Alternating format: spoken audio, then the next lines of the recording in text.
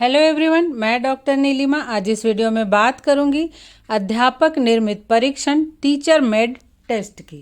Topic पर चर्चा करने से पहले यदि आप बीएड के सिलेबस का हिंदी ट्रांसलेशन चाहते हैं या फिर कोर्स 1, 2, 3, 5 और 10 के सभी टॉपिक्स के वीडियो चाहते हैं तो डिस्क्रिप्शन बॉक्स में लिंक दिया हुआ है, आप वहां जाकर देख सकते हैं। इसके अतिरिक्त भी मेथड पेपर के कॉमन टॉपिक्स के वीडियो, हिस्ट्री मेथड के टॉपिक्स के video, micro teaching, teaching skills, lesson plan कैसे बनाते हैं, प्रैक्टिकल एग्जाम की तैयारी कैसे करते हैं, एग्जाम में किस तरह से आंसर लिखते हैं इत्यादि से संबंधित वीडियो देखने के लिए डिस्क्रिप्शन बॉक्स में प्लेलिस्ट में जाकर लिंक प्राप्त कर सकते हैं। तो आइए शुरुआत करते हैं। अध्यापक निर्मित परीक्षण, जैसा कि नाम से ही स्पष्ट है, विद्यालय में शिक्षक अपने छात्रों की परीक्षा लेने के लिए जिन प्रश्न पत्रों का निर्माण करते हैं उन प्रश्न पत्रों को ही अध्यापक निर्मित परीक्षण कहा जाता है। शिक्षा चाहे किसी भी स्तर की हो, जब शिक्षक पाठ्यक्रम के कुछ भाग पढ़ा लेते हैं तब उस भाग से संबंधित छात्रों के ज्ञान, बोध, कौशल, अनुप्रयोग इत्यादि का मूल्यांकन करने के लिए प्रश्न पत्रों का निर्माण करते हैं और परीक्षाओं द्वारा छात्रों के अधिगम का मूल्यांकन किया जाता है।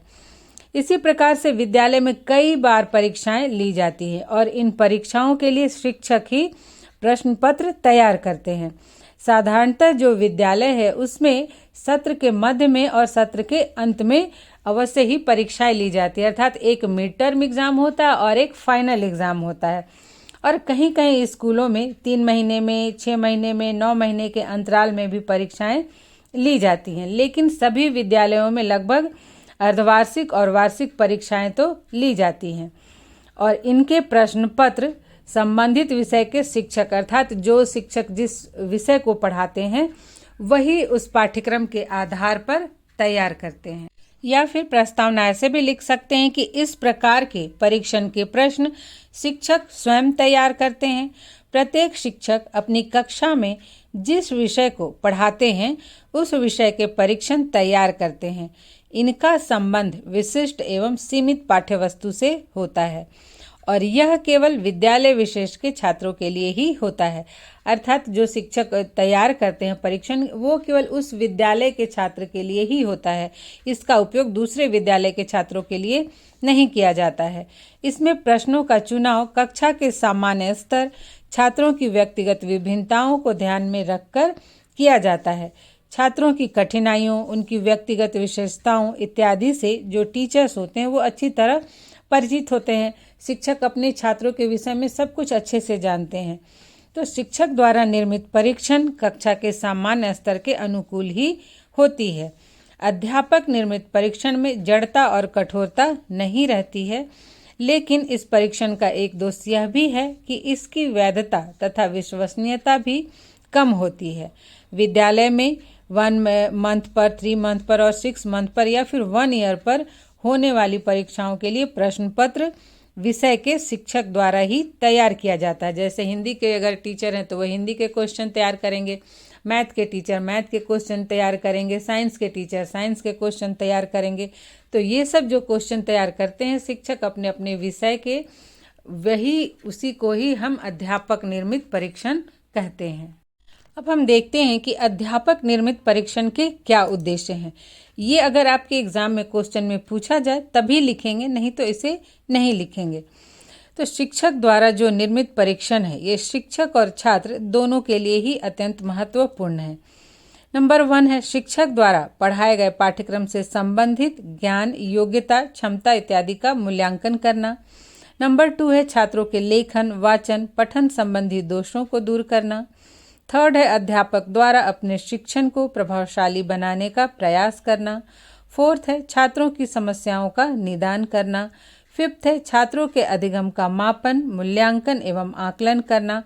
और अंत में 6 है छात्रों का वर्गीकरण करना। तो ये जो परीक्षाएं ली जाती हैं ये छात्रों के सीखने का मापन और मूल्यांकन करने के लिए ली जाती है, उनकी समस्याओं का समाधान करने के लिए ली जाती है और शिक्षक इसके द्वारा अपने शिक्षण की प्रभावशीलता का भी पता लगा सकते हैं। अब हम देखेंगे कि अध्यापक निर्मित परीक्षण की क्या विशेषताएं हैं। इसे भी अगर एग्जाम में पूछता है कि अध्यापक निर्मित परीक्षण की विशेषताओं को लिखे, तभी आप लिखेंगे। यहाँ मैंने समझने के लिए ये टॉपिक डाला है। नंबर 1 है, इन परीक्षाओं के प्रश्न वस्तुनिष्ठ और निबंधात्मक दोनों प्रकार के होते हैं। 2 है, यह परीक्षण संबंधित विषय के शिक्षक द्वारा तैयार किए जाते हैं। 3 है, यह परीक्षाएं मानकीकृत नहीं होती हैं। 4th है, इन परीक्षणों में विभिन्न प्रकार के प्रश्न शामिल होते हैं। 5th है, इन परीक्षाओं में प्रश्न संक्षिप्त एवं अधिक संख्या में सम्मिलित किए जा सकते हैं। 6 है, इनमें परीक्षण निर्माण के संपूर्ण नियमों का पालन किया जाता है। अर्थात ये जो परीक्षाएं हैं इनका मानकीकरण नहीं होता, उसकी जो प्रक्रिया है उससे उस प्रक्रिया द्वारा ये नहीं गुजरती हैं, लेकिन जो प्रश्न पत्र निर्माण के नियम है उनका पूरी तरह से पालन करके ही प्रश्न पत्र तैयार किया जाता है। यह संपूर्ण पाठ्यक्रम का प्रतिनिधित्व करती हैं। नंबर 8 है, इसमें पाठ्यक्रम के उन्हीं भागों से प्रश्न दिए जाते हैं जितनी की पढ़ाई हो चुकी होती है। मान लीजिए अगर 3 मंथ में एग्ज़ाम लेना है तो 3 मंथ तक जितने टॉपिक्स पढ़ाए जा चुके हैं उतना ही का एग्ज़ाम लिया जाएगा। फिर 6 मंथ तक जितने टॉपिक पढ़ाए गए हैं उनका एग्ज़ाम लिया जाएगा, और जब लास्ट फाइनल एग्ज़ाम होगा तब पूरे सिलेबस से एग्ज़ाम होगा। और 9 है, सीमित पाठ्यक्रम से संबंधित होने के कारण यह परीक्षण छात्रों पर अत्यधिक बोझ नहीं डालते हैं। अब हम बात करेंगे अध्यापक निर्मित परीक्षण के सोपान की। तो मानकीकृत परीक्षण के जो सोपान है वही सोपान अध्यापक निर्मित परीक्षण के भी होते हैं, लेकिन इसमें मानकीकरण की जो प्रक्रिया है वो नहीं होती है। तो विद्यालय में शिक्षण सत्र के प्रारंभ में ही पाठ्यक्रम को कई भागों में विभक्त कर लिया जाता है और उसके आधार पर ही निर्धारित अवधि तक पाठ्यक्रम के उस भाग का शिक्षण पूरा कर लिया जाता है, और उसके पश्चात उस भाग से संबंधित छात्रों के ज्ञान, योग्यता इत्यादि का मापन, मूल्यांकन करने के लिए परीक्षण की योजना बनाई जाती है। विद्यालय के सभी शिक्षक अपने अपने विषय के पाठ्यक्रम के एक निश्चित भाग का शिक्षण कर लेने के पश्चात उससे संबंधित परीक्षा लेने की तैयारी करते हैं। जैसे मान लीजिए अगर विद्यालय में एक ही क्लास के बहुत सारे सेक्शन हैं, तो सभी आपस में सभी सेक्शन के टीचर्स कोऑर्डिनेट करके ये डिसाइड कर लेते हैं कि जब 3 मंथ के बाद या 6 मंथ के बाद उन्हें एग्ज़ाम लेना है तो वो पाठ्यक्रम के कितने भाग को कवर कर लेंगे, और सभी उतने ही भाग को पढ़ाते हैं, और फिर उससे संबंधित जो भी मापन मूल्यांकन करना है उसके ज्ञान से संबंधित उसके लिए परीक्षण पत्र तैयार करते हैं। इस वीडियो से पहले मैंने एक वीडियो डाला था जिसमें परीक्षण कैसे बनाते हैं, परीक्षण निर्माण के सोपान बताए हुए हैं, जिसमें मैंने बताया था कि परीक्षण निर्माण के 4 सोपान होते हैं। परीक्षण की योजना बनाना, प्रश्न पत्र तैयार करना और प्रश्नों की रचना करना, प्रश्नों का चयन करना और परीक्षण का अंतिम प्रारूप तैयार करना। तो सबसे पहला स्टेप होता है परीक्षण की योजना बनाना।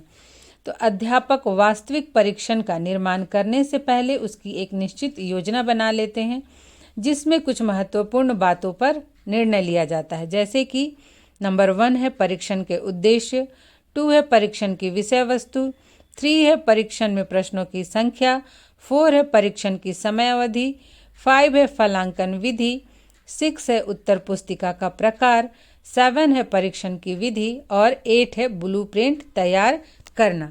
तो परीक्षण की योजना बनाने में निम्नलिखित बातें आती हैं। अब देखते हैं ये क्या हैं। परीक्षण निर्माण की प्रक्रिया में पहला स्टेप जो है परीक्षण की योजना बनाना, उसमें सबसे पहले शिक्षक उद्देश्यों का निर्धारण करते हैं। परीक्षण का निर्माण करने से पहले अध्यापक छात्रों की किन किन क्षमताओं का मापन करना चाहते हैं यह निर्धारित कर लेते हैं। एक परीक्षा में उद्देश्यों की संख्या 3 या 4 से अधिक नहीं होनी चाहिए।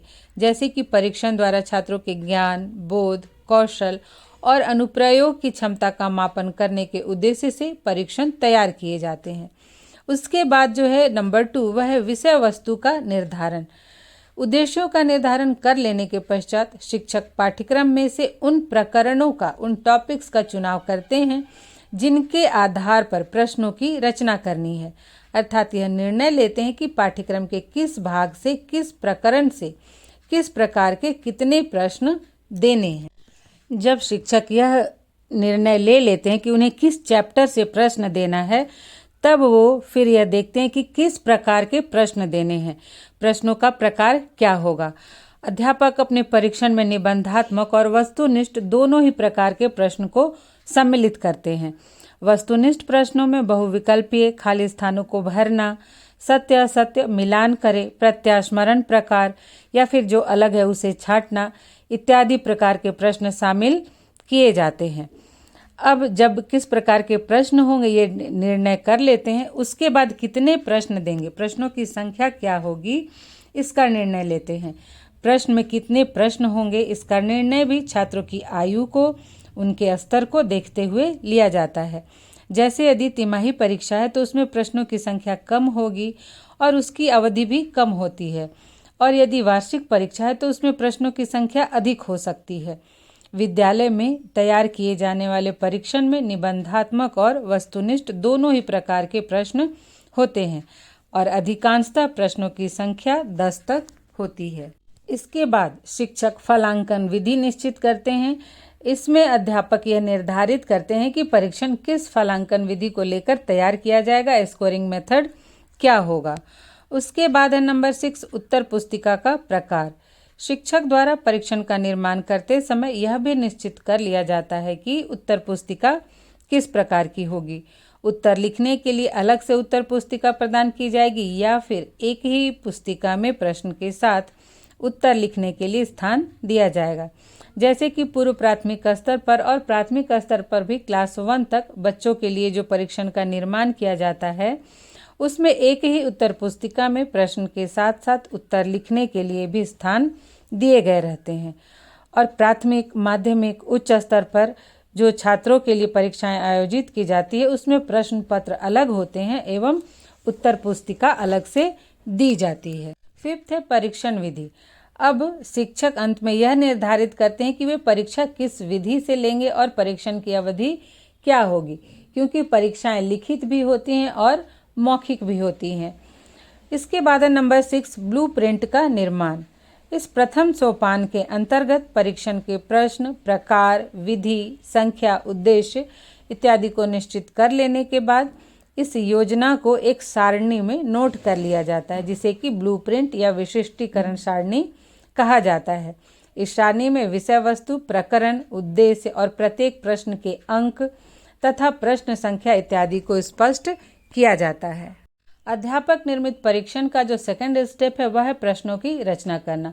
फर्स्ट स्टेप में यह निश्चित कर लिया गया कि परीक्षण का क्या उद्देश्य है, अर्थात किस उद्देश्य से परीक्षण बनाए जा रहे हैं, किस चैप्टर से क्वेश्चन लेने हैं, कितने क्वेश्चन लेने हैं, किस प्रकार के क्वेश्चन लेने हैं और परीक्षण की विधि क्या होगी। ये सब निर्णय ले लेने के बाद शिक्षक परीक्षण के प्रारंभिक रूप की तैयारी करने लगते हैं। परीक्षण की योजना के तहत जो भी निर्णय लिए जाते हैं, अर्थात जो ब्लूप्रिंट तैयार किया गया है उसके अनुसार ही प्रश्नों का बंटवारा किया जाता है कि ज्ञान के परीक्षण के लिए कितने प्रश्न होंगे, उनके अंक कितने होंगे, बोध के लिए कितने प्रश्न होंगे, उतने उसके कितने अंक होंगे, और अगर कौशल का परीक्षण करना है तो उसके लिए कितने प्रश्न दिए जाएंगे, उसके कितने अंक होंगे। इन सब के आधार पर प्रश्नों का बंटवारा किया जाता है और प्रश्नों को साकार रूप देने से परीक्षण का प्रारंभिक रूप तैयार हो जाता है। प्रश्नों को तैयार करते समय शिक्षक प्रश्नों की भाषा, संभावित उत्तर, कठिनाई स्तर, विभेदन क्षमता आदि पर भी विचार करते हैं। अध्यापक निर्मित परीक्षण का तीसरा जो स्टेप है, थर्ड स्टेप, प्रश्नों का चुनाव या चयन करना। सेकंड स्टेप में प्रश्नों का निर्माण किया जाता है और अब जितने भी प्रश्न तैयार किए गए हैं उनमें से ही कुछ प्रश्नों का चुनाव किया जाता है जिन्हें कि शिक्षक वास्तविक परीक्षण में रखना चाहते हैं। प्रश्नों का चुनाव करते समय प्रत्येक प्रश्न का पद विश्लेषण किया जाता है। इसके अतिरिक्त प्रश्नों की कठिनाई स्तर एवं उनकी विभेदन क्षमता का भी ध्यान रखा जाता है। इसके पश्चात प्रश्नों को व्यवस्थित करके निर्देश तालिका तैयार की जाती है।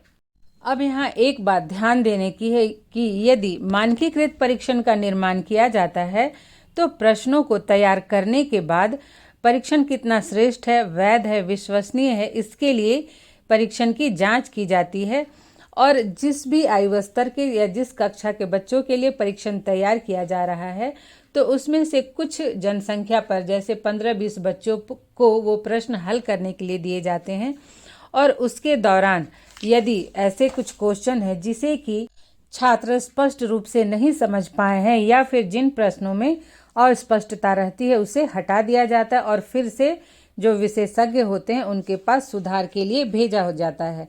परीक्षण में सुधार करने के बाद उसकी वास्तविक जांच की जाती है और इसे फिर से उन्हीं छात्रों पर प्रशासित किया जाता है और इसके लिए प्रत्येक पद का पद विश्लेषण किया जाता है और यह निर्णय लिया जाता है कि किस प्रश्न को परीक्षण में रखना है और किसे हटाना है, और कठिनाई स्तर तथा विभेदन क्षमता की गणना भी की जाती है। कठिनाई स्तर का अर्थ है कि यदि किसी प्रश्न का उपलब्धि स्तर 75% से कम है तो उसका उपलब्धि स्तर ठीक नहीं माना जाता है।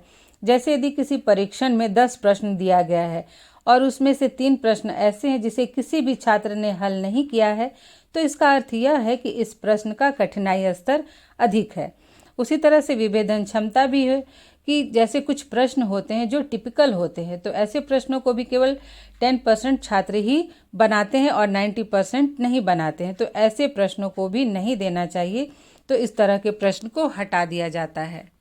लेकिन प्रश्नों का चुनाव करने के पश्चात ये जो जांच स्तर की प्रक्रिया है कि एक बार उसे पहले छात्रों को बनाने के लिए दिया गया, फिर इसमें सुधार किया गया और फिर वास्तविक रूप से उसकी जांच की गई, तो ये सब केवल मानकीकृत परीक्षण में होते हैं। ये अध्यापक परीक्षण में, अध्यापक निर्मित परीक्षण में ये जो प्रक्रिया है ये नहीं की जाती है। शिक्षक प्रश्नों का निर्माण करने के बाद उसमें से केवल प्रश्नों का चुनाव कर लेते हैं कि कौन कौन से प्रश्न उन्हें अपने परीक्षण में रखने हैं। अध्यापक निर्मित परीक्षण का जो अंतिम 4th स्टेप है, अंतिम प्रारूप तैयार करना, यह उपलब्धि परीक्षण का अंतिम सोपान है। क्योंकि अध्यापक निर्मित परीक्षण मानकीकृत नहीं होते हैं, इसलिए प्रश्नों के निर्माण के पश्चात मानकीकरण की जो प्रक्रिया है अर्थात छात्रों पर प्रशासित करके परीक्षण के कठिनाई स्तर एवं विभेदन क्षमता इत्यादि ज्ञात करना इस प्रक्रिया में नहीं होती है। इसमें अब है मानक निर्धारण। प्रश्न पत्र तैयार करने के पश्चात अध्यापक परीक्षण के मानक तैयार करते हैं जिससे कि परिणामों की व्याख्या की जा सके। साधारणतया सभी परीक्षणों के लिए जो मानक होता है उसी मानक के आधार पर अध्यापक भी परीक्षण तैयार करते हैं। जैसे एक मानक है कि 60% लाने पर बच्चे का फर्स्ट डिवीज़न होता है, तो उसी तरह से अंकों के आधार पर कई मानक तैयार किए जाते हैं, कसौटियाँ तैयार की जाती है और उसके आधार पर बच्चे को A++, A+, B+ इत्यादि दिया जाता है। तो इस तरह से अध्यापक निर्मित जो भी परीक्षण होते हैं साधारणतः सभी परीक्षणों के लिए निर्धारित मानक के आधार पर ही वो भी तैयार किए जाते हैं। इसके बाद है निर्देशन पुस्तिका तैयार करना। अब अंत में शिक्षक परीक्षण के निर्देश पुस्तिका तैयार करते हैं जिसमें निर्देश, समयावधि, विधि का उल्लेख रहता है। इसके पश्चात है प्रश्नों की छपाई, प्रश्न पत्रों की छपाई। प्रश्नों के प्रारूप को तैयार कर लेने के बाद शिक्षक या तो स्वयं प्रश्न पत्रों को टाइप करके उसका प्रिंट निकालते हैं और स्कूल प्रबंधन से उसकी अनेक कॉपियां बनवा लेते हैं, या फिर विद्यालय प्रबंधन ही प्रश्न पत्रों की छपाई करके उनकी अनेक कॉपियां उपलब्ध कराता है। अभी वर्तमान में खासकर जो प्राइवेट स्कूल्स हैं वहाँ शिक्षक स्वयं ही क्वेश्चन बनाते हैं और वो टाइप करके उसकी एक प्रति निकाल देते हैं और फिर विद्यालय प्रबंधन जो है वो उसकी अनेक जो प्रतियां हैं वो आवश्यकता अनुसार निकालता है, उसके प्रिंट निकालता है। अब उसके बाद की जो प्रक्रिया हुआ है कक्षा में प्रशासित करना। परीक्षण का निर्माण करने के पश्चात अध्यापक निर्मित परीक्षण द्वारा कक्षा के छात्रों की परीक्षा ली जाती है और अंत में परीक्षण परिणामों का अंकन एवं विश्लेषण किया जाता है। एग्ज़ाम के खत्म होने के बाद जो छात्र के आंसर शीट है शिक्षक उसकी जांच करते हैं और छात्रों के प्रदर्शन के आधार पर उन्हें अंक प्रदान करते हैं तथा उनके प्रदर्शन का विश्लेषण करते हैं। उनके क्लास में उनकी क्या स्थिति है वो बताते हैं। तो ये था अध्यापक निर्मित परीक्षण का सोपान। आज यहीं तक, मिलते हैं नेक्स्ट वीडियो में।